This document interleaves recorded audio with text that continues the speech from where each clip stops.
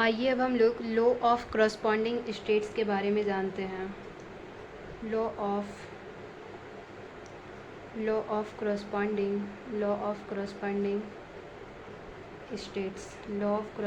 States के बारे में जानते हैं। ये भी हम लोग का इम्पोर्टेंट टॉपिक है फॉर द सेमेस्टर्स एग्ज़ाम्स के लिए। ये भी हम लोग का क्या है, तो इम्पोर्टेंट टॉपिक्स है। तो पहली बात तो हम लोग को ये जानना है कि आखिरकार लॉ ऑफ करस्पॉन्डिंग स्टेट्स बोलता क्या है। तो पहला इसका जो फार्मूला आता है वो हम लोग को देखते हैं, ठीक। तो वो है pi plus 3 phi square into 3 phi minus 1 is equal to 8 into theta. ये हम लोग का इक्वेशन आता है through the law of corresponding states के थ्रू। ओके, अब हम लोग इसको स्टेप बाय स्टेप देखते हैं किस प्रकार से लिखेंगे जिससे कि नंबर हम लोग को मिलेगा। तो इट्स गिव्स द रिलेशनशिप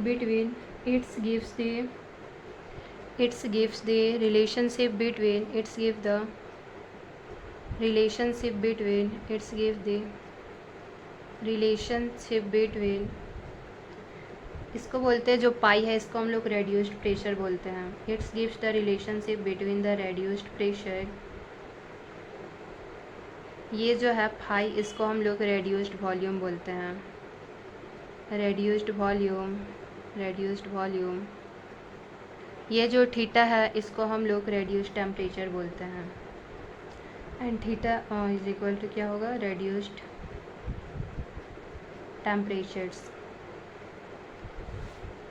ये हो गया हम लोग का। ये मैं थोड़ा बता देती हूँ। तो पाई यहाँ पे क्या है, तो पाई ये हम लोग का है रेड्यूस्ड प्रेशर। फाई क्या है, तो फाई है हम लोग का रेड्यूस्ड वॉल्यूम। और थीटा हम लोग का क्या है, तो थीटा है हम लोग का रेड्यूस्ड टेम्परेचर। क्या हम लोग का रेड्यूस्ड टेम्परेचर। ओके, अब इसको हम लोग स्टेट्स बाय स्टेट्स देखते हैं। If pressure temperature and volume. Pressure मैं शॉर्ट्स में लिखती हूँ, pressure temperature and volume. Pressure temperature और वॉल्यूम को अगर रिलेट्स करना है क्रिटिकल टेम्परेचर, प्रेशर और वॉल्यूम पे, तो किस प्रकार से वो चीज़ होगा। तो इफ़ टेम्परेचर, प्रेशर और वॉल्यूम्स रिलेट्स या rights in the term of relates with critical temperature, pressure and volume. Critical temperature, pressure and volume. Critical temperature, critical pressure and critical volume के टर्म में अगर लिखेंगे तो कैसे हम लोग लिखेंगे, तो प्रेशर इज इक्वल टू क्या चीज़ लिखेंगे, पाई इंटू पी सी। यहाँ पे पी सी क्या है, तो पी सी हम लोग का क्या चीज़ है, पी सी है हम लोग का क्रिटिकल प्रेशर। क्या है, क्रिटिकल प्रेशर। वी सी क्या है, तो V C is equal to हो जाएगा V is equal to V C. V C क्या है, तो हम लोग का यहाँ पे है critical volume. Temperature is equal to theta into T C. तो टी सी यहाँ पे क्या हो जाएगा, क्रिटिकल टेम्परेचर। अब हम लोग को ये जो वैल्यू है ना, ये सब वैल्यू को हम लोग को पुट करना है वंडर वॉल्स गेज पे। तो now wonder wall gauge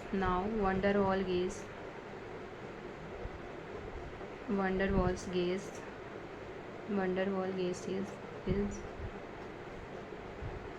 P plus an square by b square minus nb is equal to nRT। ठीक, P का क्या हम लोग का वैल्यू है, तो pi into P C an square. V का हम लोगों ने क्या देखा है, तो पाई इंटू वी सी का square. Pi into V C minus n way is equal to N r. T का वैल्यू क्या है, तो थीटा इंटू टी सी। ठीक, इतना है pi into P C plus A N square pi square V C का square. Phi into B C minus N B is equal to N R theta into T C.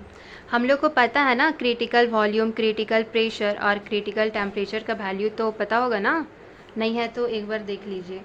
हम लोग का critical volume क्या होता है, critical volume होता है 3 into B. B क्या है, वंडर वॉल्स कॉन्स्टेंट्स जो होता है ना, ए और बी हम लोग का क्या होता है, ए एंड बी हम लोग का वंडर वॉल्स कॉन्स्टेंट्स होते हैं, वंडर वॉल्स कॉन्स्टेंट्स होते हैं, वंडर वॉल कॉन्स्टेंट्स होते हैं, ठीक। T C is equal to क्या होता है, तो 8827 आर बी।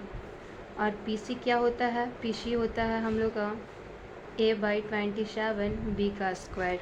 ओके, अब ये जो वैल्यू है ना, ये वैल्यू को हम लोग को इस इक्वेशन में पुट करना है। Pi into T C A N square phi square B C का square phi into B C minus N B is equal to N R phi into theta थीची। तो पाई पी सी का value क्या है, into A/27 B square plus A N square, phi का phi जो है वही रहेगा, बी सी का वैल्यू कितना है, तो ए बी का स्क्वायर, फिर फाई बी सी का वैल्यू 3 इंटू बी। हम लोग यहाँ पे ना नंबर ऑफ़ मोल चलिए मान लेते हैं 1, मतलब कि 1 नंबर ऑफ़ मोल्स की बात कर रहे हैं, तो n का वैल्यू जहाँ जहाँ n है वो हम लोग का 1 एज्यूम कर लेंगे, ठीक। 1 गैसियस पार्टिकल्स के लिए हम लोग ले रहे हैं, तो नंबर ऑफ़ हम लोग क्या ले रहे हैं 1, तो n इज इक्वल टू 1 हो जाएगा। तो r into theta, T C का वैल्यू कितना हम लोगों ने निकाला है, तो 8827 आर बी। और ये 27 बी स्क्वायर, हम लोग यहाँ पे माना है कि एन का वैल्यू क्या है, तो एन का वैल्यू हम लोगों ने 1 माना है, तो ये बाई फाई स्क्वायर इंटू 3 का स्क्वायर कितना हो जाएगा 9 बी स्क्वायर हो जाएगा। यहाँ से आएगा 5 into 3b minus B is equal to 8827 R B into R theta, ठीक। अब यहाँ पे हम लोग क्या, इसको हम लोग कॉमन निकाल लेते हैं, A/27 बी स्क्वायर। हम लोग ने यहाँ पे क्या करते हैं, तो ये जो टर्म है ना, इसको ऊपर नीचे हम लोग 3 से मल्टीप्लाई कर देते हैं, ताकि ये जो 27 को हम लोग कॉमन निकाल सके। यहाँ से 9 का 9 18 27 जो है ये हम लोग का मल्टीप्लाई हो जाएगा, और 27 बी स्क्वायर हम लोग का क्या आ जाएगा, तो ये हम लोग का बाहर आ जाएगा। तो यहाँ हम लोग A/27 बी स्क्वायर को अगर बाहर निकालते हैं तो यहाँ पर केवल हम लोग का पाई बचेगा, plus 3a by phi square.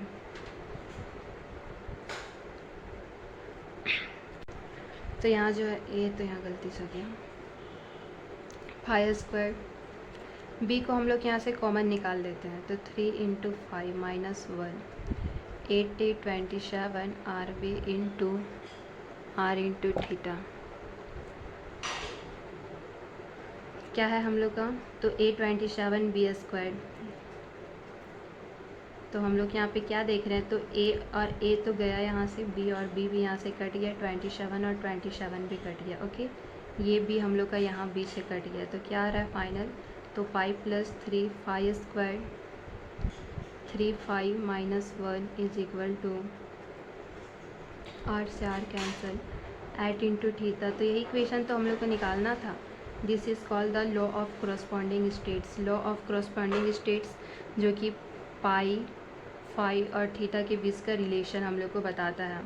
तो ये जो इक्वेशन है ना, इसमें हम लोग का ए बी और आर का जो टर्म आता था ना वंडर वॉल्स गैसेस में, तो ये टर्म्स को यहाँ पे हम लोग का यूज नहीं हो रहा है। तो सबसे बड़ी बात मतलब ये इक्वेशन निकालने का मेन मुद्दा ही ये है कि ये तीनों टर्म्स का किसी भी प्रकार से इसमें इन्वॉल्वमेंट नहीं होना। ये तीनों टर्म्स हम लोग का वंडर वॉल्स केसेस में यूज होते थे, बट इन तीनों वर्ड का इसमें यूज़ नहीं हो रहा है। सबसे बड़ा यही है ये इक्वेशन लाने का।